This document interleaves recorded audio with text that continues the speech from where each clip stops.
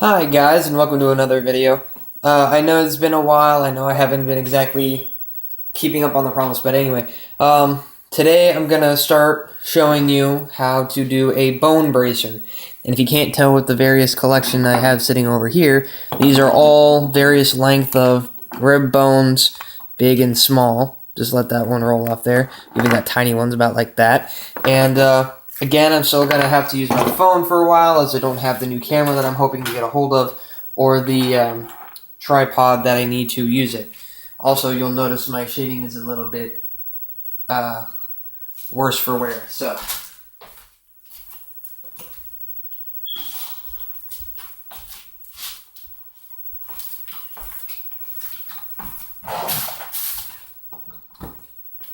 hopefully that increases the lighting a bit. Had to move my lamp. Alright, anyway. So the first thing you ever want to start out with if you're going to design something out of bone, and usually because there isn't a lot out there, I've checked, I've looked, the only thing I could come across was some weird semi-erotic boob exposed thing that was supposed to be armor.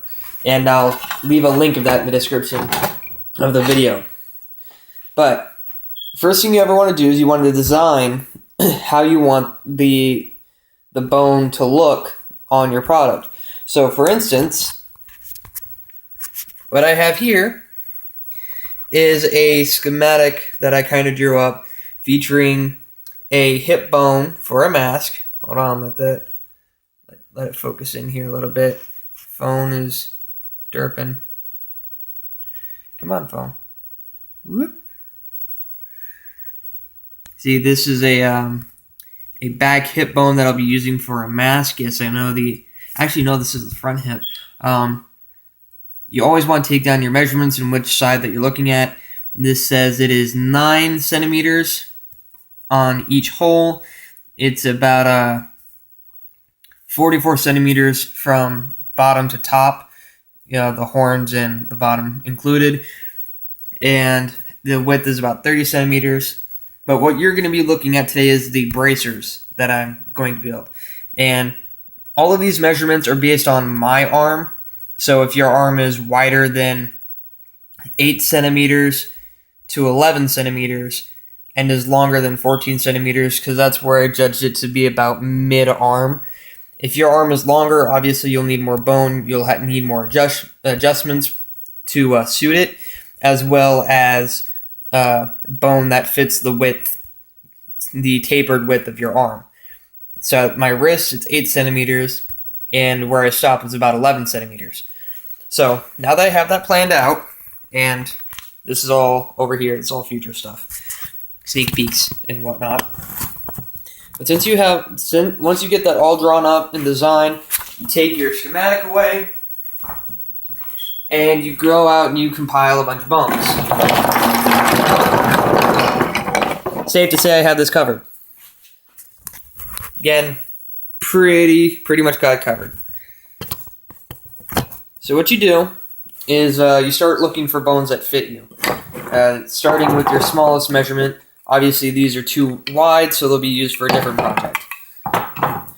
If you feel like nailing in any bone, tooth, jaw, skull, rib, femur, claw, throw it on in. I'll get right on it and I'll look at it and I'll use it as quick as I can, because there seems to be a lack for tribal material made of bone. There's a lot of cloth, but a lot of people seem to neglect the fact that bone was also used quite often with natives of any indigenous type. So I've gone ahead and I've already preset the ones I want to use. And what you're going to want to do is you're going to want to sit, and you're going to start, like I said, the smallest piece, and you're going to find which way it sits best on your arm. So if it sits best this way, you would lay it like so. And to prove my point, this side, laying it this way, the curve of the bone faces inward. But if I put it this way, the curve faces outward, and it actually adds a little bit more motion to me. So then you're just going to take them and you layer them up along your arm, which I will show you in just a second. Alright, so like I said, just start finding your bone and layer it on there. Now, the problem with the way I've actually got it laid on me right now is it fits how my hand is positioned, but it doesn't fit the flatness of the actual arm. And so what that means is when I do this, it's actually going to sit more off to the side than onto the as flat on here as I want it to be. So now that I have it set up, I know the order in which I kind of want that. I can kind of rearrange that back when I get up to it. Set my camera down, or my phone down, or whatever. And you're just going to want to start recreating it. And if you noticed that my camera hadn't been sitting, or not my camera, but that the bones weren't exactly linear, that is often a problem you're going to come across with bone, as when you gather it, it's never going to be from the same animal. And since it's not from the same animal, the way they're shaped and goodies like that are always going to be a big, a big puzzle piece, kind of. You're going to want to sit there and you're going to try and figure out how to make them fit better and how you want them to really connect to make your life as easy as possible. Sometimes it's easy, sometimes it's not. Other times you just kind of have to sit there and make them fit. Let's see. Like I said, these aren't linear, so going by size isn't the best way to do it. You kind of have to go by which piece fits best where. I need you to sit there.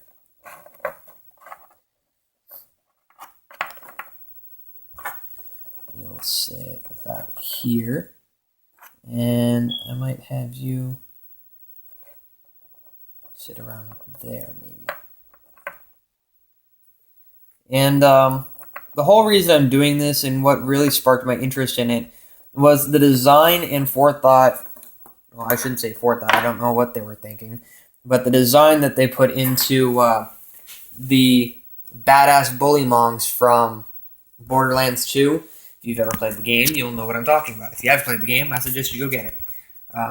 Like I said, this is the basic assortment.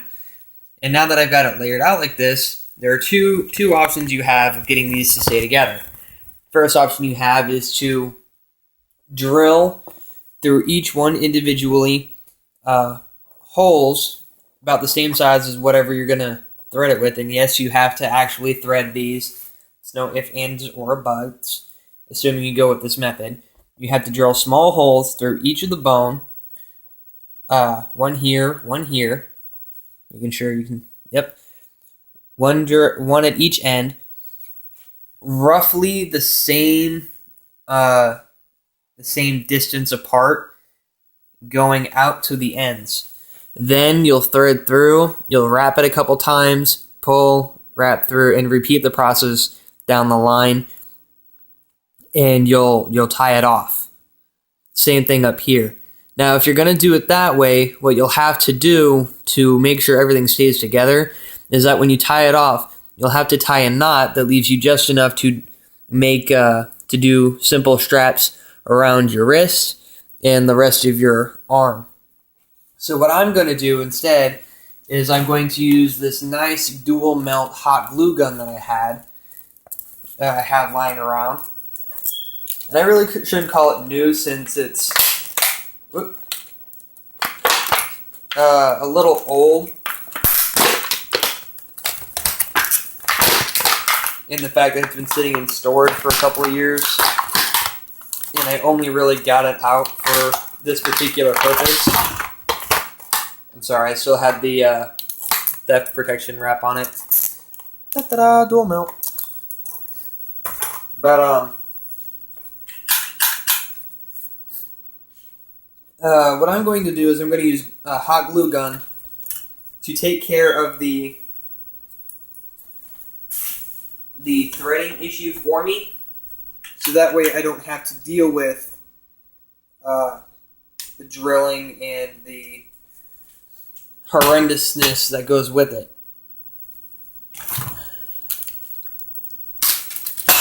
Whoop, hi glue stick.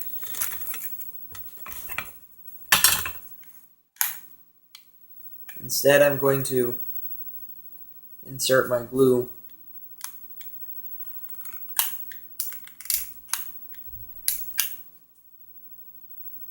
And to be honest, this is going to be my first time using the glue gun, so you'll have to pardon me. Another thing that I should have mentioned earlier in the beginning of this is you will need twine, preferably soft feeling twine to your skin, so that way it doesn't, when it rubs around you, it doesn't chafe or cut into you as a normal stiff twine would. And it still has to be somewhat thin enough to appear handmade. So, let me get started on this. Alright guys, just a quick little checkup on. This is the basic premise of the whole idea. Let me just grab my thing. Basic premise, bone wrapped with twine.